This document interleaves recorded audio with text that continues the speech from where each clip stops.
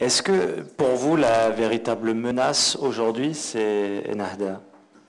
C'est le principal concurrent et il risque de menacer les conquêtes tunisiennes. C'est le principal concurrent et actuellement, ils n'abattent pas leurs cartes. Ils mobilisent sur le terrain religieux. Cela est menaçant. Personnellement, je pense qu'il y a 3 cas de figure. L'Iran, je ne pense pas que la Tunisie s'achemine vers un système iranien. La Turquie, je pense que nous en sommes loin parce que je ne vois pas cette culture. Et puis, les équilibres propres à la Turquie, qui n'existent pas en Tunisie, l'armée, le rôle de l'armée, les partis laïcs. Et il y a Raza. Raza, on distingue Raza, la résistante, qui a toute notre sympathie. Mais il y a le régime politique de Raza. On conquiert le pouvoir par les urnes et on le maintient pour toujours. Et ça, c'est une menace.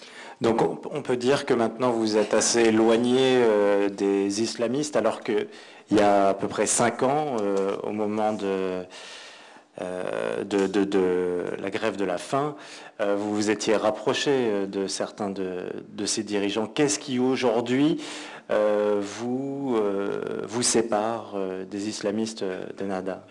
Oui. Effectivement, j'ai toujours défendu Ennahda en tant qu'avocat, en tant que directeur d'un journal et en tant qu'homme politique.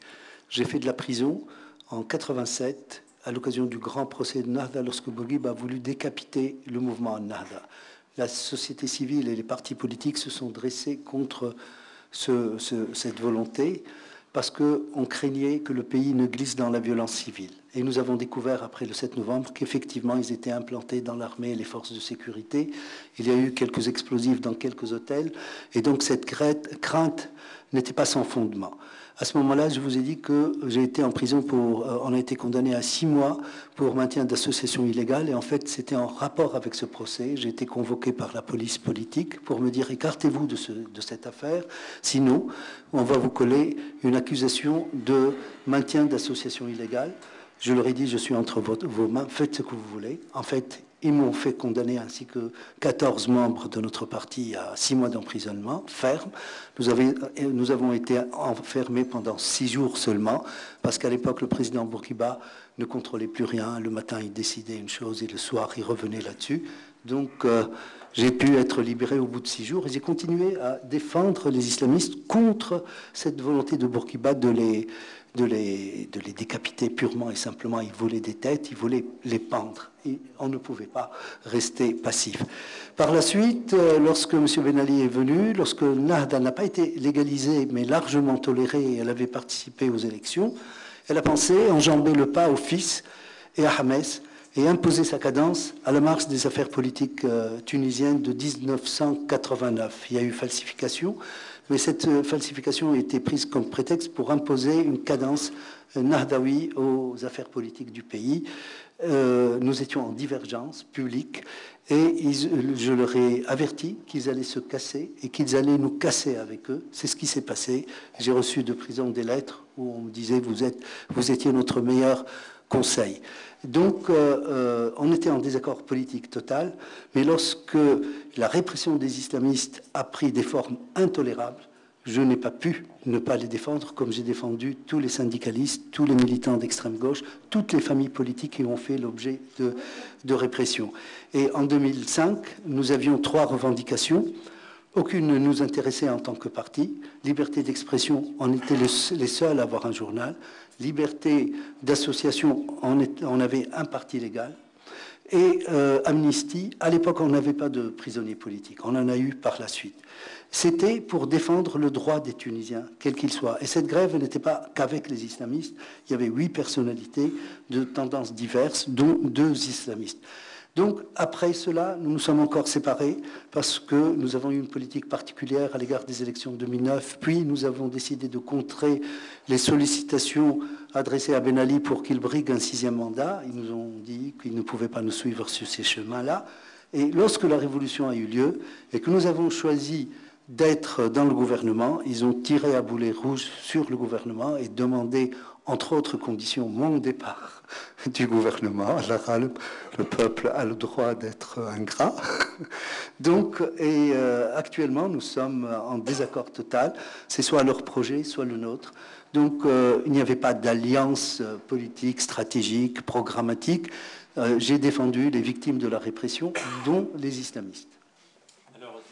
Malheureusement, on en a un peu pris par le temps. Je voudrais qu'on revienne sur un personnage dont on parle assez peu finalement, mais qui semble avoir un grand rôle en coulisses. C'est Rachid Amar. Il a été nommé il y a quelques jours.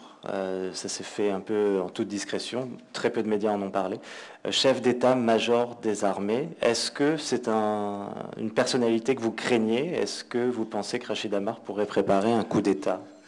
Je vais vous donner une réponse diplomatique. L'armée tunisienne a choisi jusqu'à présent, excusez-moi,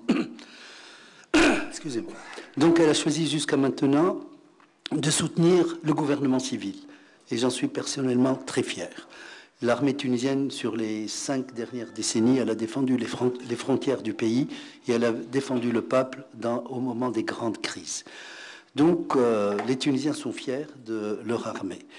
Simplement, je dis que si l'on ne relève pas tous les défis que nous confrontons, qui nous font face, si la situation dérapait, si elle pourrissait, on pourrait paver le retour à toute forme d'autoritarisme et de dictature. Je n'accuse personne, et certainement pas le général Rachid Amar, d'intention, de soif de pouvoir, etc. Rien ne me permet de le dire, mais je dis que nous n'avons pas le droit d'échouer parce que l'échec paverait la voie à une forme de dictature ou une autre. Et donc, comment voir alors justement cette nomination de chef d'état-major Écoutez, c'était un poste vacant depuis très longtemps. Ben Ali ne voulait pas nommer un chef des 3 armées en même temps. Et aujourd'hui, le président Baza l'a décidé. Je ne suis pas au gouvernement et sincèrement, je ne sais pas dans quelles conditions. J'ai pris acte de cette nomination et j'espère qu'elle sera pour le bien du pays. Merci Mehdi, merci beaucoup. Autour de سي حق بالجقر يتفضل مشكورة. نرجعوا للغة العربية من جريدة أخبار اليوم. غموض حول ظروف مغادرة الرئيس بن علي لتونس، وقلتم بأنه ربما أراد أن يجنب البلاد ما تعرفه ليبيا الآن يعني من أحداث.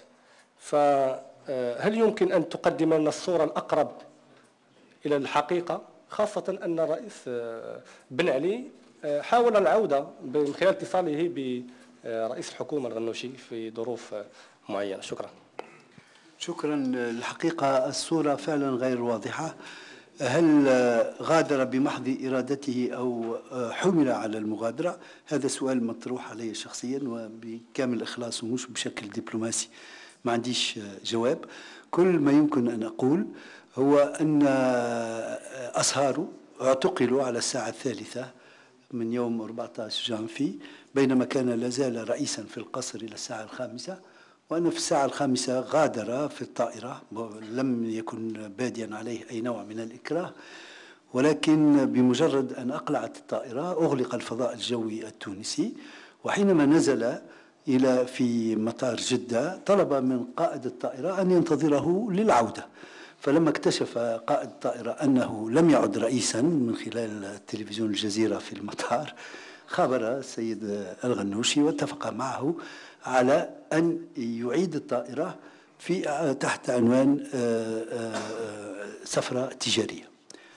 هذا ما عندي أقوله. يعني في نفس الإطار، يعني رئيس الأمن السرياتي قال في أثناء التحقيق معه بأنه تم إبلاغهم بأن سيكون هناك انقلاب عسكري إذا لم يغادر. هل هذا صحيح؟